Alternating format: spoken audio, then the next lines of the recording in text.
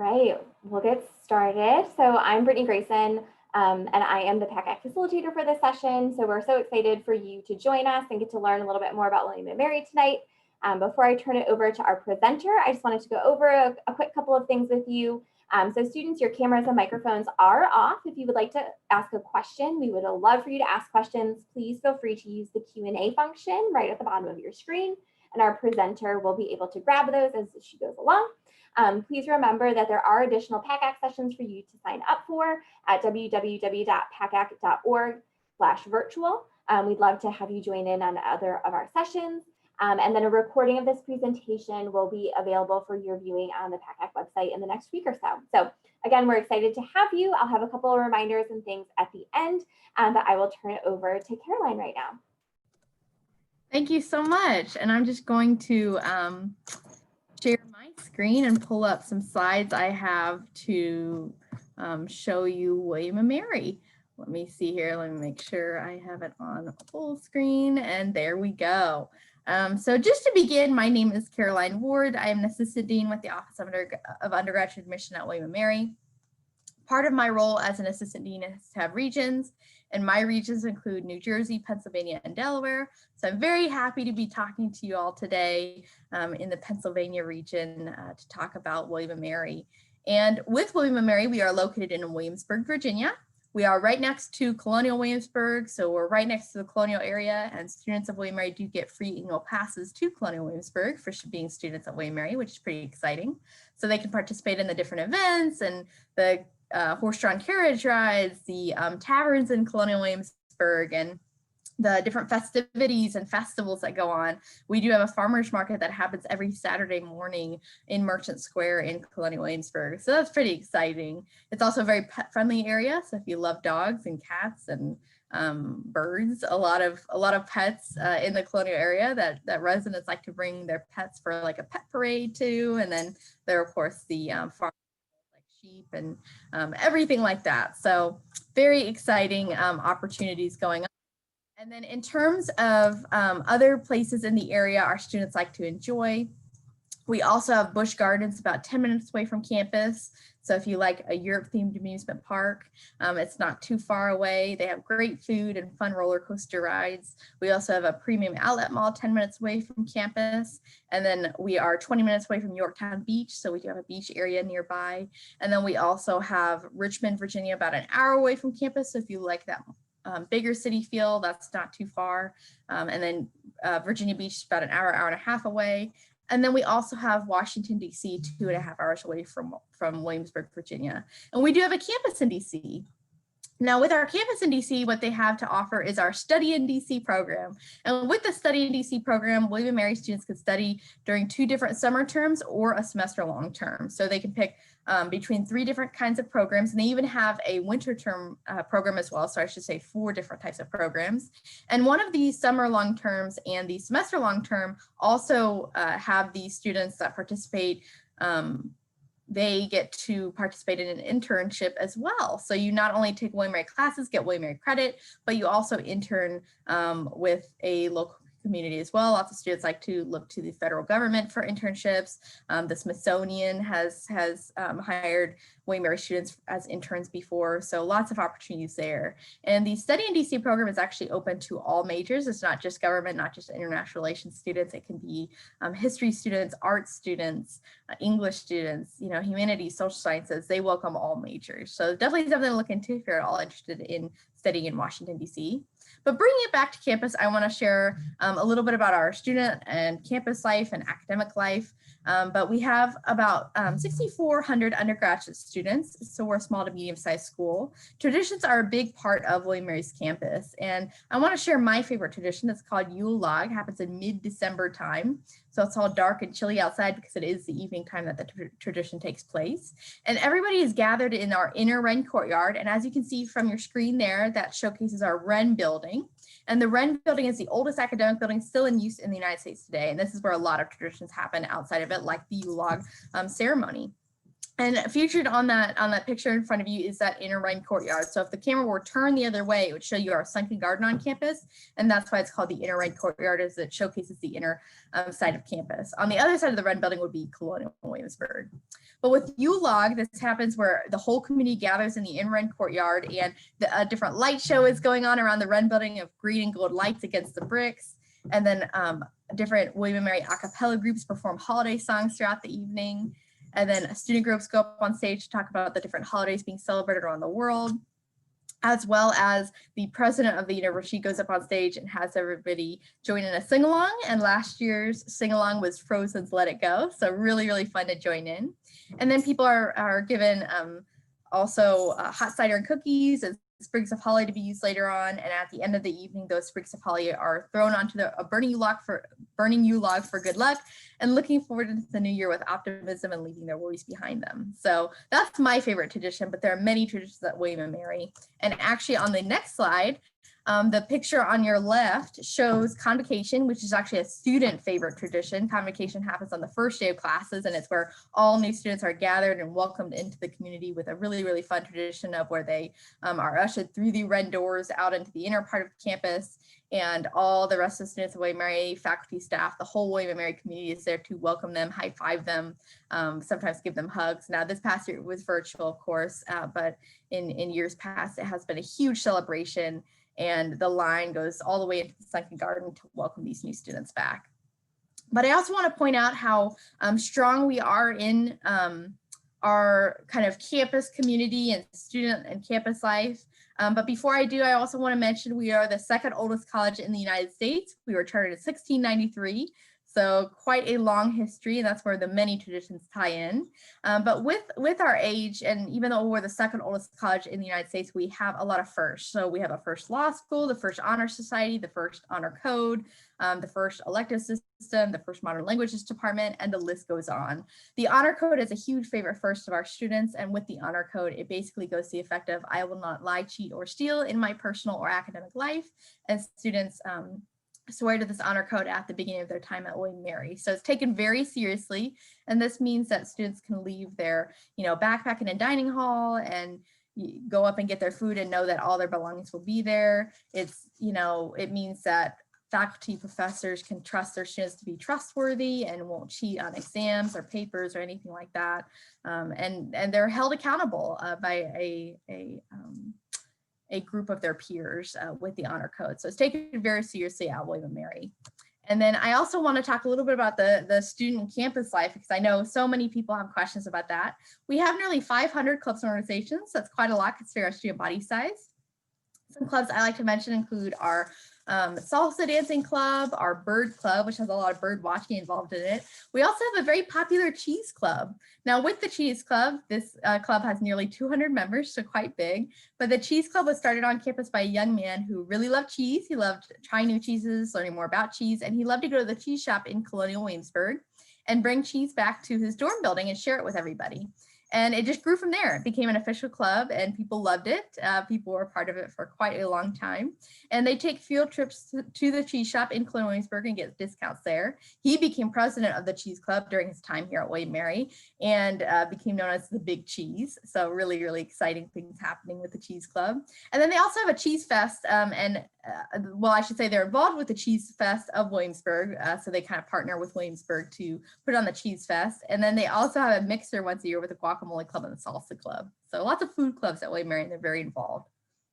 And then in terms of sports at William and Mary, we have 19 varsity sports teams. We are a Division I school. We have 45 club sports teams, and we have many, many intramural games that happen throughout the academic year. So you can certainly get involved in sports at William and Mary. In terms of campus living and residence life, you are required to live on campus your first 2 years. You are guaranteed 3 of the 4 years for campus living, but you can live on campus all 4 years if you wish to do so. Students have not been told no, and that's always an opportunity to look into that if you are interested. But during those first 2 years, you're required to live on campus. You can't have a car, which is very normal, but it's very easy to get around. It's a very walkable campus. I'd say from one corner to the opposite corner, it takes about 15 to 20 minutes to walk there. And then we're also very bike friendly. So a lot of bike lanes are on campus in Williamsburg. And then there is a bus system that runs around Williamsburg and does stop around campus. So you can hop on with your student ID for free. So the bus system is pretty popular. In terms of other transportation and how to get home or travel, we do have an Amtrak station, just, excuse me, excuse me. So I'll air a little bit wrong. So in terms of the Amtrak station, that's just right down the road. Students like to walk there during spring break or winter break and hop on the Amtrak to head home or just to travel with their friends. And then there's also 3 different airports kind of nearby. There's the Newport News Airport, about 20 minutes from campus, so not far at all. It's a small airport. It can take you where you need to go. And then there's also the Richmond International Airport that's about 45 minutes to 50 minutes away. So that's not that far either. But that could take you even more places, and the Richmond one is pretty popular to travel on. And then we also have the Norfolk International Airport, and that one is about an hour to an hour and a half away. So that's our farther airport. So there are 3 different options in terms of airports. And a lot of students like to carpool or take a bus to the Newport News Airport, and lots of students carpool to the Richmond Airport. So that's just a little bit about transportation and campus life.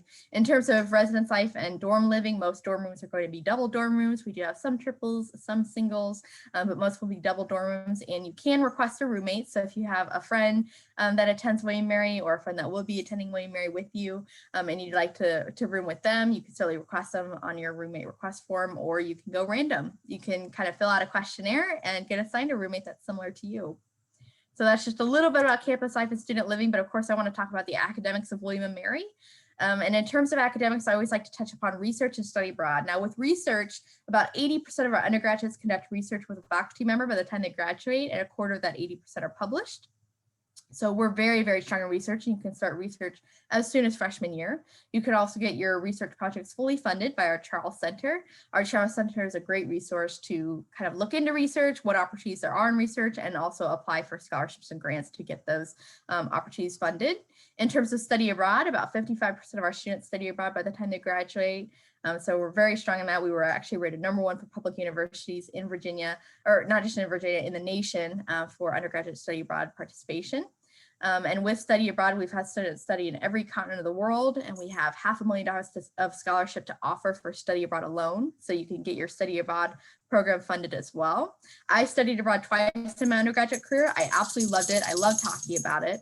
So if you have any questions about study abroad, I'm happy to mention them. And in terms of study abroad, I always like to mention our very unique, very special joint degree program with the University of St. Andrews in Scotland. And with this joint degree program, if you apply to this program, you would spend 2 years at William & Mary in Williamsburg, Virginia, and 2 years at the University of St. Andrews in Scotland. So you would spend your first year at William & Mary, then your second year at St. Andrews, and then you get to choose your third and fourth years where to spend those between the two. So this is one of many programs at William & Mary, but I always like to point this one out because it's pretty unique considering you spend 2 years abroad. Now with this program, there are only 6 majors offered within the program. There's English, History, Classical Studies, Film and Media Studies, International Relations, Economics, and see, did I mention Classical Studies? I don't think I mentioned Classical Studies. I mentioned Film and Media Studies. So I hope that's all of the 6 in the program, but I'm happy to repeat those and hopefully get it right the second time.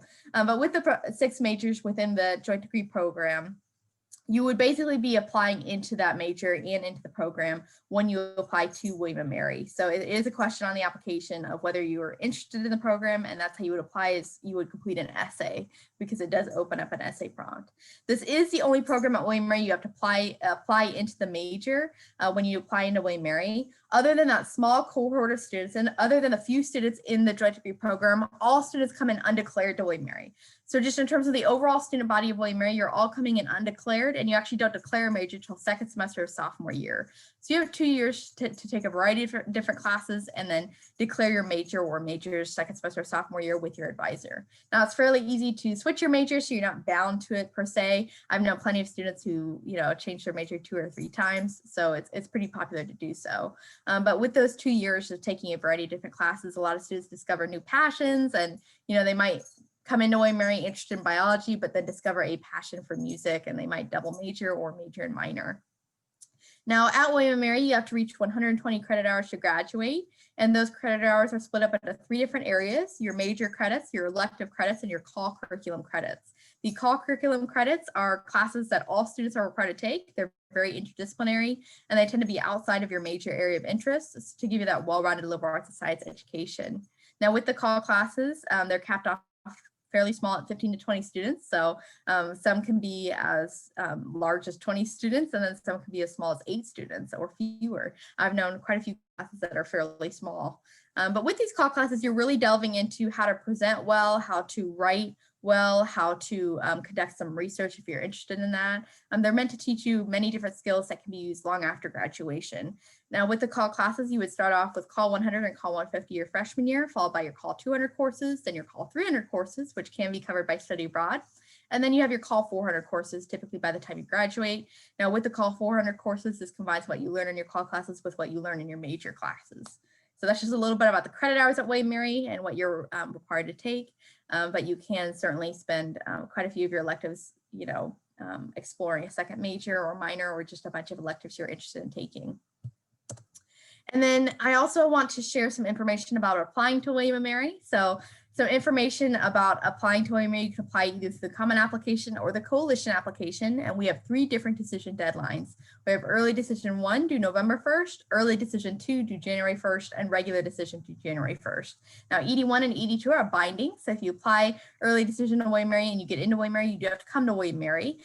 So it is that binding agreement, but that's exciting, right? Not scary, very exciting. But with the application to William & Mary, we have regular decision in case you want to apply to a bunch of different schools, find out your decisions and make your choice from there. And the application itself, we do review it holistically. So we take everything you submit into account.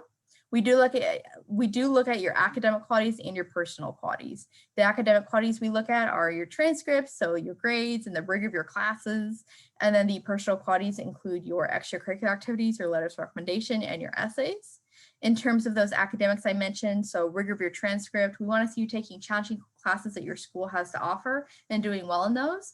Now, this doesn't mean you have to sign up for like 8 AP classes your senior year. It just means maybe a little growth. Maybe you take 1 AP class sophomore year, 2 or 3 junior year, and then 3 or 4 senior year. Or maybe you take honors courses, dual enrollment, the IB curriculum, anything your school has to offer. We want to see you taking and challenging yourself and doing well in those. So again, don't sign up for like all APs. Just, take a few, see how well you do and see if you're interested in those and do well.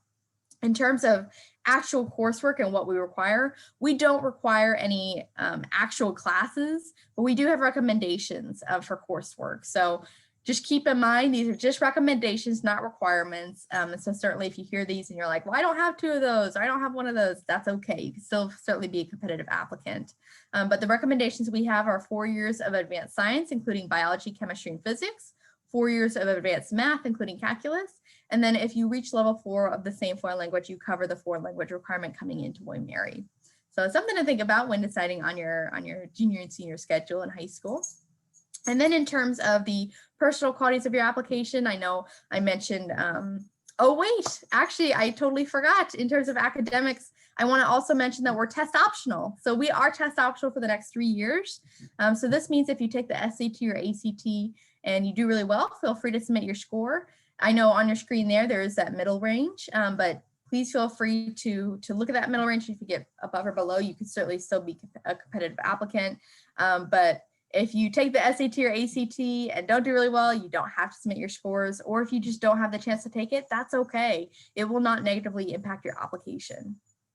And then now with the personal qualities of your application, there's the extracurricular activities, and we do like to see these because we want to know you're involved outside of the classroom.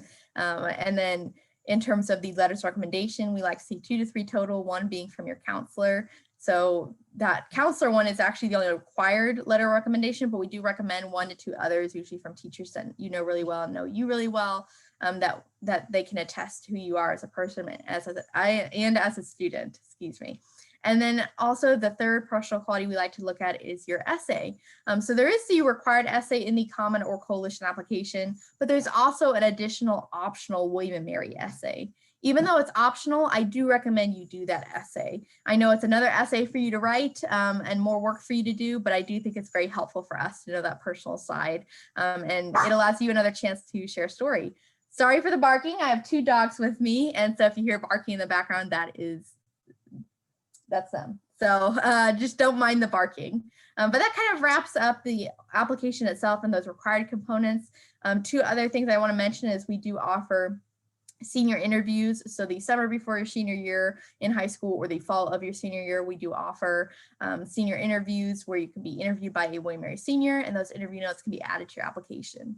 We also have a fine and performing arts portfolio where you can submit a portfolio through Slide Room for the fine or performing arts. And this portfolio would be reviewed by our fine or performing arts department, given a score of 1 to 5, 5 being the highest. Now the portfolio is just an optional component, and it doesn't obligate you to major or minor in the fine or performing arts. It's just to add to your application. And then on my last slide, I again want to reiterate those decision deadlines. So again, November 1st is coming up. That's early decision 1. Then there's early decision 2 due January 1st, regular decision due January 1st. And if you're all thinking about transferring to William & Mary, there's the spring transfer deadline of November 1st and fall transfer deadline of March 1st. And then on your screen there is our office email, admission@wm.edu. And then I am a regional dean, and my email is caroline@wm.edu. But I'm happy to stop my screen share now and work on any questions you have and open up to a Q&A. But does anybody have any questions for me? I'm happy to answer. Any questions at all about William & Mary, the application process, anything? Just feel free to drop them in the Q&A at the bottom of your screen.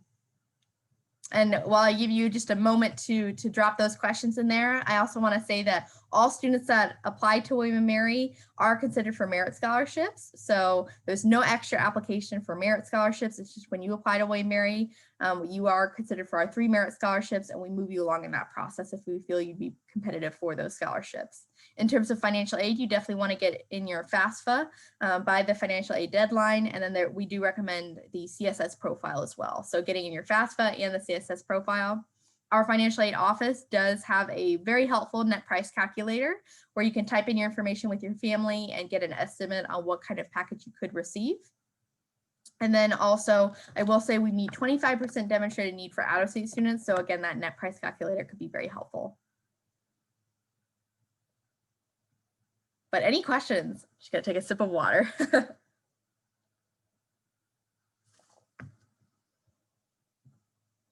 No questions? I answered all of them, really?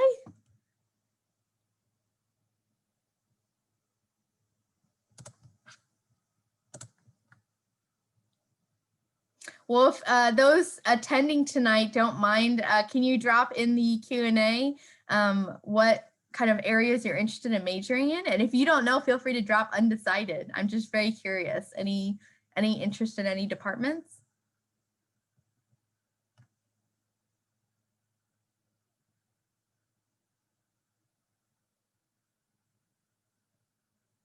No one?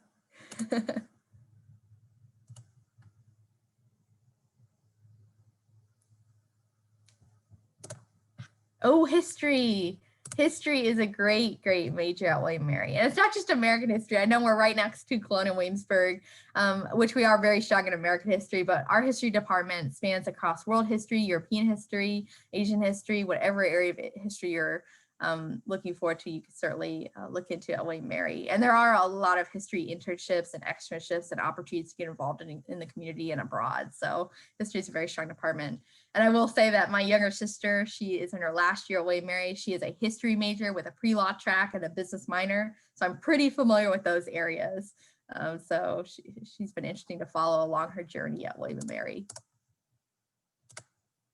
And it looks like someone else has an interest in computer science. That's a really strong program at William & Mary, and it's actually growing by leaps and bounds every year with the number of students interested. So computer science is a very strong major at William & Mary. Just in the STEM areas in general, about 60% of students at William & Mary major in the STEM areas. So very strong. Or did I say 60%? Excuse me, but it's about half, 50%. But the STEM areas are very strong, and we're actually building our 4th integrated science center on campus. So lots of labs, lots of resources, lots of study rooms. There's even a Starbucks in one of them, so that's really helpful. Any questions you all have? No questions? Well, again, I just want to, oh, looks like we might have a question. Oh, great. What are some of the most popular study abroad programs? Ooh, that's a great question. So popular study abroad programs, there are so many. So William & Mary has 40 specific programs just on their own. But again, if you don't find the perfect program for you, you can look at other colleges and universities, do their program or programs and have that credit transfer. So it's kind of limitless. But some pretty popular programs at William & Mary. I know summer is the most popular time to study abroad, with the semester long term being second most popular. I've known some students that do some European study abroad programs. Europe tends to be a pretty popular place. And then I know the business school offers some really, really neat Asia study abroad programs. And then I know a student that went to Tunisia for study abroad. And then, but I usually hear students talk about Italy a lot, quite a lot too. But I knew a student that went to Antarctica to study plankton in the ocean and continued their research back. So they kind of involved research and study abroad together. But the undergraduate student went with graduate students to Antarctica to study plankton. So I wouldn't say that's a popular program, but it was really, really cool. But I'd say Europe is one of the most popular destinations.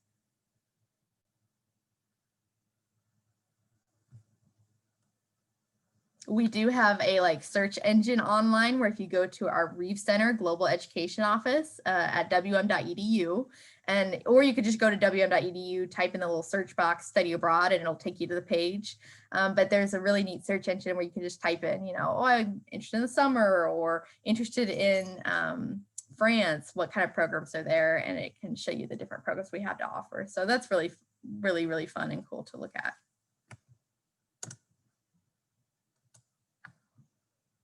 Any other questions?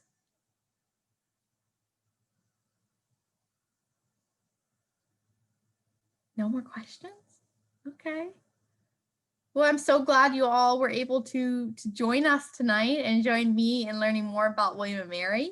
But again, feel free to reach out anytime with any questions. I'm so happy you all were able to tune in. And as this is being recorded, it will be posted on the PACAC website. So definitely feel free to check it out there as well. But feel free to check out wm.edu and also reach out anytime.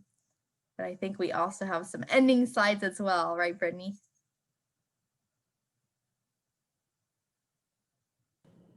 Yes, sorry, I couldn't get my screen up and unmute all at the same time, but thank you again. Caroline, you did a great job. It was great to learn a little bit more about William & Mary. Once we close out, a survey will pop up for you all, so we really highly encourage you to fill that out. That would be awesome, just to collect some feedback. As well as, like Caroline said, this session is going to be posted as well. So sign up for more sessions. We'd love to have you join us and learn more. And thank you again for joining us. Have a great night, everyone. Have a great night. Stay safe.